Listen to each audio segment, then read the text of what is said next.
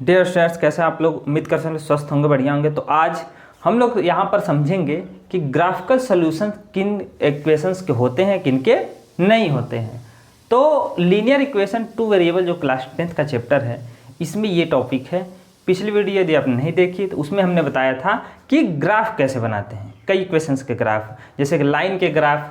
ठीक, तो दो इक्वेशंस लिए थे और उनका लाइन खींचे थे, जहाँ पर क्रॉस कर रहे थे, कट रहे थे, उस पॉइंट के कोऑर्डिनेट ही उस लाइन के इक्वेशन के सॉल्यूशन होते थे। जैसे कि कोई इक्वेशन ले लिए थे x plus y equal to 4 और दूसरा ले लें मान लो 2x plus 3y equal to 6। ठीक, और कहेंगे इसके कितने इक्वेशन या कितने सॉल्यूशन होंगे। तो इसमें 3 कंडीशंस होती हैं, उसके बारे में जानेंगे और ध्यान से समझेंगे। और भी हमने कई वीडियो बनाई हैं जिसमें हमने बात किया है पिछले में, लिंक आपको डिस्क्रिप्शन में भी मिल जाएगा। उसमें बताया है कि एज रिलेटेड जो क्वेश्चंस होते हैं, ठीक, पिता की उम्र पुत्री की उम्र से, यानी कि जो फादर की एज है उसकी डॉटर की एज से 2 गुनी से 4 अधिक है या जितनी भी है, इस टाइप के जो उलझाने वाले इक्वेशंस रहते हैं उनका हम लोग इक्वेशन ऐसे कैसे बना लेते हैं, उसके बारे में बताए हैं। दूसरा है कि जो नंबर्स होते हैं वो रिवर्स हो जाते हैं, है ना, कि 25 जोड़ दें तो नंबर जो था वो अब पलट गया, यानी कि बदल गया, तो उसका इक्वेशन कैसे बनाते हैं। और भी कई टाइप के जो क्वेश्चंस हैं उनका इक्वेशन हमने बनाना बताया है। डिस्टेंस टाइम पर फार्मूले पर जो क्वेश्चन आते हैं उसको भी बता दिए हैं। ठीक, तो ये अगला टॉपिक है, यहाँ पर इसको सॉल्व करते हैं ग्राफिकल सॉल्यूशन पर, कि कैसे हम लोग ग्राफ की हेल्प से यहाँ पर सॉल्व करते थे इक्वेशंस को। लेकिन ग्राफ किसका बनेगा और किसका मतलब कि नहीं बनेगा, जिसमें सॉल्यूशंस मिलेंगे, बनेगा तो सबका, लेकिन किसमें सॉल्यूशंस मिलेंगे किसमें नहीं मिलेंगे, तो वो चीज़ इंपॉर्टेंट है जानना। और इस पर डायरेक्ट क्वेश्चन आते हैं 1-2 नंबर का, लेकिन कई क्वेश्चन आ जाते हैं, इसलिए ये ज़्यादा वैल्यूएबल हो जाता है। तो इसको सॉल्व करेंगे और समझेंगे, लेकिन सॉल्व करने से पहले कॉन्सेप्ट को समझते हैं कि किसमें इक्वेशंस के सॉल्यूशन मिलेंगे, किसमें नहीं मिलेंगे। तो सबसे पहला चीज़ यहाँ पर आता है, आपको कोई भी इक्वेशन दिया रहे, ठीक, कोई भी इक्वेशन है, मान लो पहला ही है x plus y equal to 4 है। ठीक, तो इसमें देखोगे x के आगे क्या छिपा हुआ है, 1 छिपा हुआ है, और y के आगे भी क्या है, कुछ नहीं है, यानी कि 1 है। तो जिसके आगे कोई नहीं रहता है वहाँ पर 1 रहता है, और चिन्ह क्या रहता है, प्लस का। ठीक है, इतना तो जानते हैं। अब यहाँ पर इसमें a1 a2 जो b1 b2 होता है वो चीज़ समझेंगे। कोई भी इक्वेशन है इसको हम लोग नॉर्मल रूप में ax plus by plus c equal to 0, ठीक, ये जनरल फॉर्म कहते हैं, इसको क्या कहते हैं, जनरल फॉर्म। टू वेरिएबल की इक्वेशंस का ये सामान्य रूप है। सामान्य रूप मतलब सब इक्वेशन इसी के रूप में दिखेंगे, है ना, किसी न किसी तरह से इसी में लिखे जा सकते हैं, चाहे ये वाला इक्वेशन रहे चाहे ये वाला रहे। अब इसमें कहोगे ax by, इसमें a b c क्या है, ठीक, x और y तो दिख रहे हैं, लेकिन a b और c क्या है, तो इसको समझते हैं। जैसे यही इक्वेशन है x plus y equal to 4, अगर 4 इधर है, इधर आएगा तो क्या होगा, तो x प्लस वाई इधर, सॉरी x प्लस वाई इधर प्लस 4 है, इधर आया तो -4 इक्वल टू 0, ये चीज़ हो जाएगा। अब अगर ऐसा हो गया है तो यहाँ पर अब कंपेयर करेंगे, तुलना करेंगे। ठीक, x में जिसका भी गुणा है वो क्या कहलाता है, a। x में जिसका भी गुणा है, x का कोफिशिएंट जो है वो क्या है, a है। तो यहाँ पर देखोगे x में किसका गुणा है, x में कोई नहीं है, यानी कि कहाँ वहाँ पर क्या है, 1 है, 1 है। तो a बराबर यहाँ से आ जाएगा इस इक्वेशन के लिए 1। ठीक, ऐसे ही b इक्वल टू क्या आएगा, y में जिसका गुणा है, y में जिसका गुणा वो b है, तो b इक्वल टू भी क्या आ जाएगा, 1, और प्लस यहाँ पर है c क्या होता है, ax plus by plus c, है ना। तो by के बाद जो कुछ भी बचा वो क्या होता है, प्लस सी होता है। यानी कि अगर वो माइनस में है तो माइनस सहित लिखो, प्लस में है तो प्लस सहित लिखो, यही करना है। अब देखो x प्लस वाई और यहाँ पर -4, इसी को c मान लोगे, तो c इक्वल टू क्या हो जाएगा, -4। ठीक, तो x और y को छोड़कर जो बचा वो क्या है, c हो गया।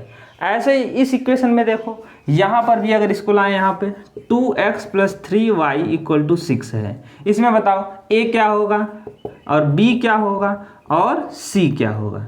a को देखोगे तो कहोगे a बराबर क्या लेंगे, x में जिसका गुणा है, यानी क्या लोगे, 2, तो 2 कोफिशिएंट है। ऐसे ही y में किसका गुणा है, 3 का, तो 3 लिखो, है ना, वो b हो जाता है। तो ax प्लस by, a की जगह 2 आया, b की जगह 3 आया, और c की जगह क्या आएगा, तो ये जो +6 है इधर आएगा तब जो बनेगा वो सी होता है। तो +6 इधर आएगा तो क्या हो जाएगा -6। ऐसे डायरेक्ट भी लिख सकते हैं या इसको चेंज कर दो तब दिखने लगेगा। या 2x + 3y + 6 इधर आएगा तो -6 बराबर 0 हो जाएगा। तो इससे कंपेयर करके लिख सकते हैं c बराबर -6 आएगा। ये चीज़ समझ में आ गया होगा। अब आते हैं सॉल्यूशंस किसके मिलेंगे किसके नहीं। सॉल्यूशन कब मिलते हैं, जब दो इक्वेशंस रहें, और जब दो इक्वेशन रहते हैं और जब उनका ग्राफ बना रहे थे, ठीक, ग्राफ बना रहे थे, तो या तो लाइनें, एक लाइन गई और दूसरा लाइन ऐसे गई, क्रॉस कर रही है, कहीं पर काट रही हैं, तब इनका यूनिक सॉल्यूशन मिलता है। ठीक, क्या मिलता है, यूनिक सॉल्यूशन। ठीक, तो यूनिक सॉल्यूशन मतलब कोई एक सॉल्यूशन मिलेगा, x बराबर 2 आएगा, y बराबर 3, ऐसा कुछ आएगा, तो ये यूनिक सॉल्यूशन कहलाता है। और कोई वैल्यू नहीं आए, ठीक है, x = 2 आ गया तो अगली नहीं है कि x = कुछ और भी आ जाए, तो ये यूनिक सॉल्यूशन है। और दूसरा होता है जब एक लाइन ऐसे गई और दूसरी इसी के पैरेलल गई। ठीक, तो पैरेलल कब जाएगी, तो यहाँ पर जब पैरेलल जाती है तो यहाँ पर नो सॉल्यूशन मिलते हैं, यानी कि कोई सॉल्यूशन नहीं। सॉल्यूशन मतलब क्या कि x = अगर 2 आ रहा था, y = 3 आ रहा था किसी इक्वेशन के लिए, तो अब कुछ नहीं आएगा, है ना, नो सॉल्यूशन, कहीं पर काटे ही नहीं। सॉल्यूशन मतलब क्या होता है कि ऐसा कॉमन पॉइंट जो इस लाइन के लिए भी सही हो, इस लाइन के लिए भी। ये लाइन मान लो इसका ग्राफ है और ये वाली लाइन इसका ग्राफ है, ठीक, तो ये जहाँ पर काटेंगी वो पॉइंट का कोऑर्डिनेट जो होगा वो इनका सॉल्यूशन होगा। अब अगर यूनिक सॉल्यूशन है तो कोई एक पॉइंट पर काटेंगी, नो सॉल्यूशन है तो कहीं नहीं काटेंगी। कब नहीं काटती हैं, जब पैरेलल हो, बराबर दूरी पर लाइनें जाएं। तो ये है नो सॉल्यूशन वाला। ठीक, लाइंस क्या है, पैरेलल हैं, लाइंस आर पैरेलल। ठीक, ये समझ लेना। तो ये चीज़ नोट करना है आपको, ठीक है, ऐसे बनाकर नोट करेंगे तो याद रहेगा। तो ये चीज़ आपको नोट कर लेना है कि अगर लाइनें काट रही हैं, इंटरसेक्टिंग हैं, तो यूनिक सॉल्यूशन होगा। लाइनें कैसी हैं, इंटरसेक्टिंग, ठीक, एक दूसरे को प्रतिच्छेदित करती हैं, काटती हैं। तो अगर एक दूसरे को काट रही हैं तो क्या होंगी, इंटरसेक्टिंग लाइन है, तो यूनिक सॉल्यूशंस होंगे, कुछ ना कुछ सॉल्यूशन मिलेगा, x का कोई वैल्यू मिलेगा, y का मिलेगा। और नो सॉल्यूशन कब होगा, जब लाइनें पैरेलल हैं, कभी नहीं काटे।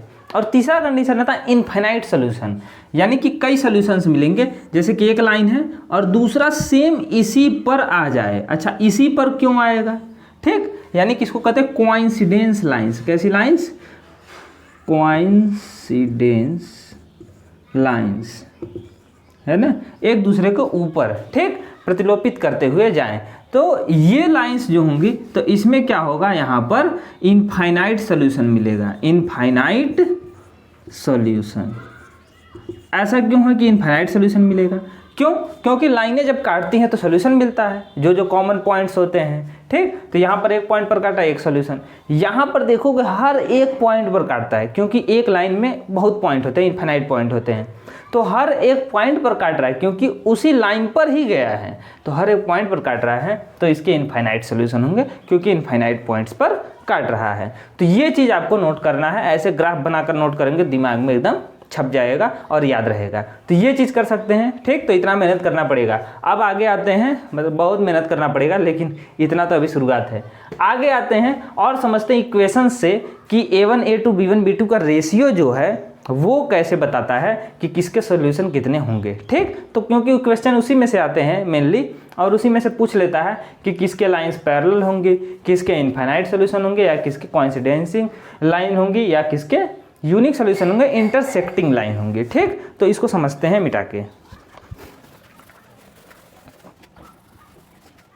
तो अब आते हैं यहाँ पर, मान लेते हैं कोई इक्वेशन है, जैसे कि यहाँ पर 2x + 3y - 4 = 0, ये मान लेते हैं इक्वेशन नंबर 1 है। ठीक, और ये इक्वेशन नंबर 1 है, क्वेश्चन नंबर 1 भी है।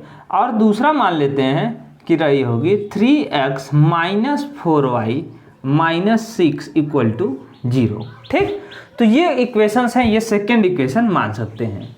तो फर्स्ट इक्वेशन और सेकेंड इक्वेशन है। अब फर्स्ट इक्वेशन में जो है ना, जितने A B C पता चल रहे थे, अब देखते ही बता देना है, x में जिसका गुणा वो क्या होगा a होगा, y में जिसका मल्टीप्लाई वो क्या होगा b होगा, और जो बच गया वो क्या होगा c होगा। और इक्वल टू के इधर होने चाहिए सब, ठीक। ये अगर इधर हैं दोनों तो भी चलेगा, ये जो c वाली चीज़ें हैं, और अगर ये दोनों उधर हैं तो भी चलेगा, क्योंकि चिन्ह वो आपस में कटकर सेम ही आता है। अभी देखते हैं कैसे, देखो। तो यहाँ पर आते हैं फर्स्ट इक्वेशन में। फर्स्ट में है 2x + 3y - 4 = 0, ठीक। तो इक्वेशन नंबर ये फर्स्ट है, इसीलिए यहाँ पर इसकी सभी चीज़ों को मानेंगे a1x, यानी कि इसके जो कोफिशिएंट्स हैं इनको a1 मानेंगे। तो इसको इससे तुलना करेंगे, a1x + b1y + c1 = 0, ठीक। तो a1 क्या होगा यहाँ से बताओ, a1 क्या होगा, a1 होगा x में जिसका गुणा है, फर्स्ट इक्वेशन में x में जिसका गुणा है। तो सिंपली लिख दोगे a1 = 2, b2 क्या होगा y में जिसका गुणा 3, और b2 नहीं होगा b1 होगा, और ऐसे ही c1 क्या होगा, ठीक। इक्वेशन नंबर 1 का है तो a1 b1 और c1 लेंगे। c1 क्या होगा, c1 = -4 होगा। ये एक चीज़ पता चला, तो इतना चीज़ मान लो, मेन ये पता चल गया, ठीक। ऐसे ही दूसरे इक्वेशन में आओ। दूसरा इक्वेशन ये वाला है 3x - 4y - 6 = 0। अब यहाँ से आते हैं तो ये सेकंड इक्वेशन है, तो यहाँ लेंगे a2, सब 2 करके लेंगे। तो a2 = होगा 3, b2 = क्या होगा, b2 क्या होता है, y में जिसका भी गुणा है वो b2 हो जाएगा। y में 4 का गुणा है, लेकिन आगे क्या है माइनस है, तो माइनस सही लिखोगे, b2 = -4, और c2 क्या होगा, c2 जो लास्ट में बच गया तो -6, ठीक। तो दोनों इक्वल टू के इधर हैं और इधर 0 है, इधर 0 इधर 0, तो ऐसे लिख सकते हैं। तो a1 b1 c1 पता चल गया, a2 b2 c2 पता चल गया, ठीक। तो ये इतनी चीज़ें आपको पहले पता कर लेनी है। डायरेक्ट ही लिख देते हैं, ऐसे तुलना कर करके नहीं लिखना रहता है, ठीक। देखते ही a1 होगा, ये b1 ये c1, a2 b2 c2, ठीक। चिन्ह का ध्यान देना है, माइनस है तो माइनस सहित लिखना है।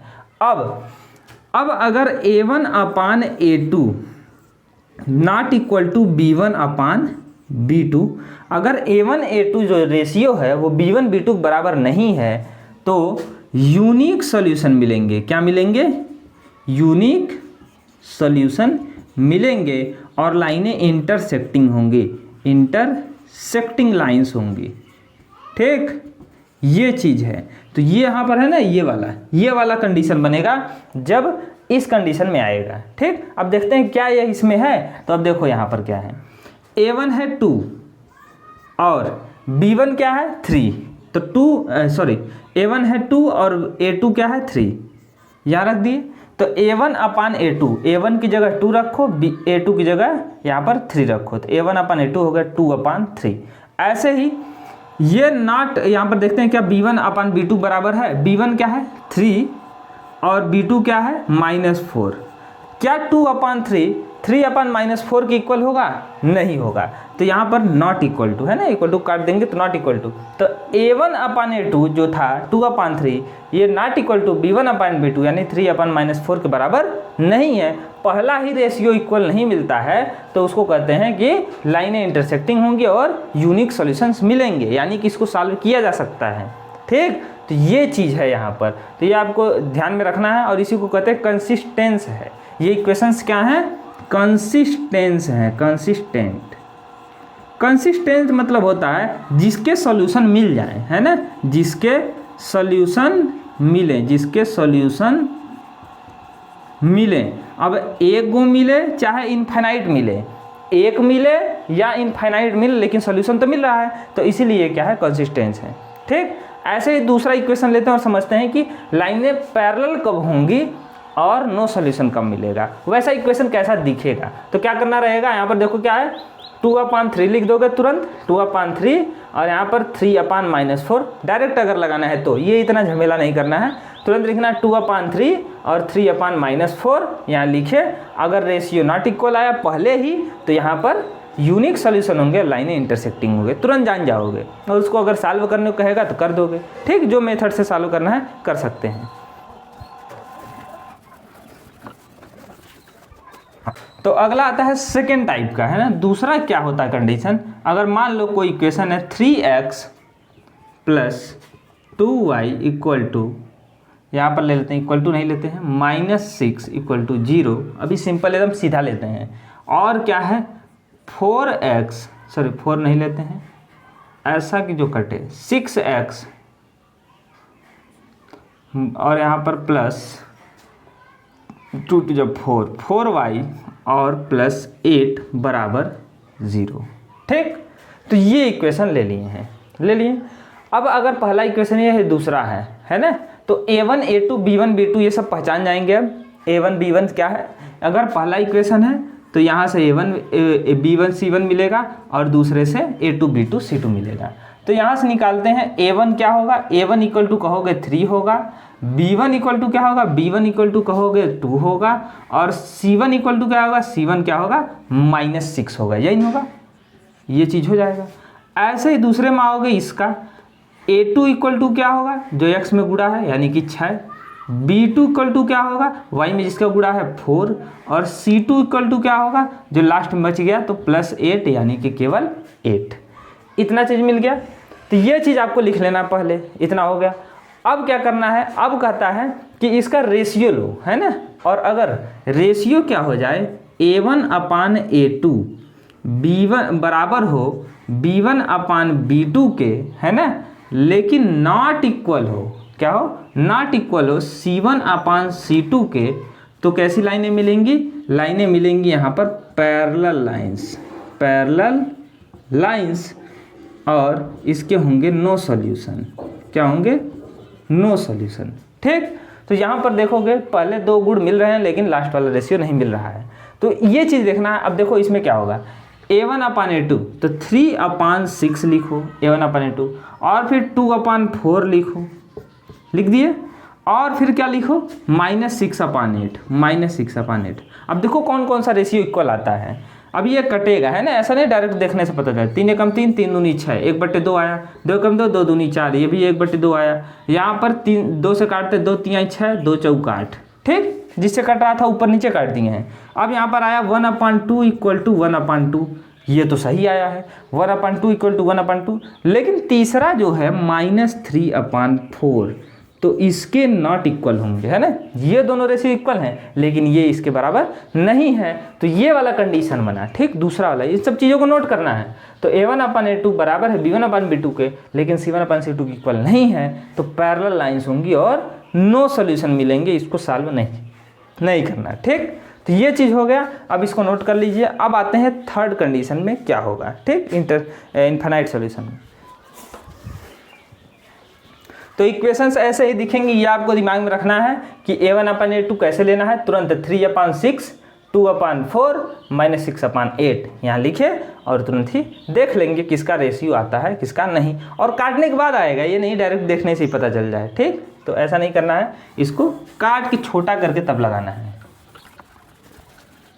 थर्ड, तीसरा प्रश्न है ना, तीसरा कंडीशन क्या हो सकता है, तीसरा होता है कि अगर कोई इक्वेशन है, मान लो 2x - 3y - 5 इक्वल टू 0, और अगला है यहाँ पर मान लो 6x - 9y और 15 बराबर 0। ठीक, ये पहला प्रश्न इक्वेशन और ये सेकेंड इक्वेशन मान लेते हैं। ठीक है, अब देखो, अब इसका रेशियो लेते हैं, देखते हैं क्या होता है। तो a1/a2 यानी कि इसके अपान ये रखो। ठीक, तो यहाँ पर रखोगे सबसे पहले 2/6। ठीक है, अब और थोड़ा सा जैसे जैसे क्वेश्चन आगे बढ़ रहे हैं हम डायरेक्ट करते जा रहे हैं, तो 2/6 लिखोगे बराबर, यहाँ पर हम -3 और यहाँ पर है -9, y में जिसको गुणा है, तो b1 और b2, b1 b2, तो -3/-9 रख दोगे, यही ना होगा। अगला इक्वल टू -5/15, -5/-15 लिखा गया। अब देखते हैं कि क्या सभी रेशियो इक्वल हैं। अगर सभी रेशियो इक्वल रहेंगे तो नया कंडीशन बनेगा, देखते हैं। तो 2 एकम 2, 2 3 6, 1/3 आया, माइनस से माइनस कट गया, 3 एकम 3, 3 त्रिका 9, माइनस से माइनस कट गया, 5 एकम 5, 5 3 15। ठीक, तो यहाँ पर आया 1/3 और यहाँ पर 1/3, यहाँ पर भी 1/3, 1/3। तो यही बचा 1/3, 1/3, 1/3।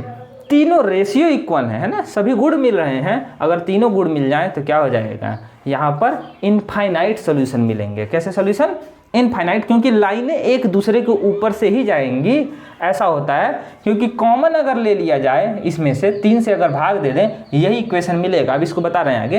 तो ये अगर हो जाए यानी कि A1/A2 बराबर हो B1/B2 के और ये बराबर हो C1/C2 के, तो इसको कहते हैं कि इनफाइनाइट सॉल्यूशन होंगे। कितने सॉल्यूशन? इनफाइनाइट सॉल्यूशन होंगे। और लाइनें क्या होंगी? कोइंसिडेंस लाइनें होंगी, है ना, कोइंसाइडिंग लाइन होंगी, लाइंस। ठीक, अब जो भी हो, यानी कि लाइनें एक दूसरे को ऊपर से जाएंगे। ठीक, तो ये चीज़ आपको नोट करना है। ये था लास्ट पॉइंट। अब देखो इसमें क्या होता है, ये लाइनें एक दूसरे के ऊपर से ही क्यों जाती हैं। इस लाइन का जब ग्राफ बनाओगे, इस लाइन का जो ऊपर वाला है, इस लाइन का मान लो ग्राफ बनाया, ऐसे गया कुछ, ठीक, जैसे भी जाना था, ऐसा कुछ गया पहला का, फर्स्ट इक्वेशन का। सेकेंड इक्वेशन का जब ग्राफ बनाने जाओगे तो यहाँ पर देखो ये है इक्वेशन 6x - 9y - 15 बराबर 0। ठीक है, अब इसको अगर 3 कॉमन लो तो क्या बचेगा? 3 कॉमन लोगे तो यहाँ पर बचेगा 2x, 3 उठा लिए, और यहाँ से 3 उठा लिए तो -3 × 3 = 9, 3y, और यहाँ से उठा लिए -5 बराबर 0। 3 पूरे मल्टीप्लाई कर रहा है, उधर 0 में डिवाइड करेगा, इक्वल टू उधर जाएगा, तो हो जाएगा इक्वेशन 2x - 3y - 5 = 0। यानी कि जो दूसरा इक्वेशन है वो एकदम पहले जैसा ही है ना, बस किसी नंबर का गुणा हो गया, किसी स्केलर क्वांटिटी का। तो 2x - 3y - 5 यही चीज़ है, 2x - 3y - 5 बराबर 0 यही चीज़ है। तो दूसरा इक्वेशन जो था ना, इससे पहला आ सकता है या पहले से दूसरा समझ सकते हैं, दोनों एक ही चीज़ें हैं। तो इसीलिए ग्राफ जब बनाएंगे, दोनों का ग्राफ एक दूसरे के ऊपर से जाता है, एकदम सेम वही जाता ही जाता है। ठीक, तो भले ही अलग अलग पॉइंट्स लोगे, लेकिन जब बनाओगे तो सेम वही जाएगा। तो ये चीज़ होता है, और इस तरह से हम लोग जानते हैं कि इसके कितने सॉल्यूशंस होंगे। अब हम आपको देते हैं एक इक्वेशन, आप बताइए इसके कितने सॉल्यूशन होंगे। यहाँ पर प्रश्न है 3x - 4y और -3 = 0, और दूसरा इक्वेशन है 2x - यहाँ पर 6 नहीं लेते हैं, 8 ले लेते हैं, y - 9 = 0। ठीक, तो इसका निकाल करके बताइए इन दोनों इक्वेशंस का पहला और दूसरा। इन दोनों इक्वेशंस में नंबर ऑफ सॉल्यूशंस कितने होंगे, है ना, नंबर ऑफ सॉल्यूशंस। ठीक, कितने हो सकते हैं ये आपको कमेंट करके बताना है, कितने सॉल्यूशंस हो सकते हैं। ऐसे ही रेशियो देखते ही निकाल सकते हैं, 3/2 4/8, और उसको काट के छोटा करके ला सकते हैं, जैसे इसको किए हैं 2/6 3 -3/-9 -5/-15 डायरेक्ट लिख के और ला देंगे किसका रेशियो किसके बराबर है, और समझेंगे कि कब इनफाइनाइट सोल्यूशन है, कब यूनिक सोल्यूशन है, कब नो सोल्यूशन है। ठीक, तो ये तीनों कंडीशन समझ में आएंगी।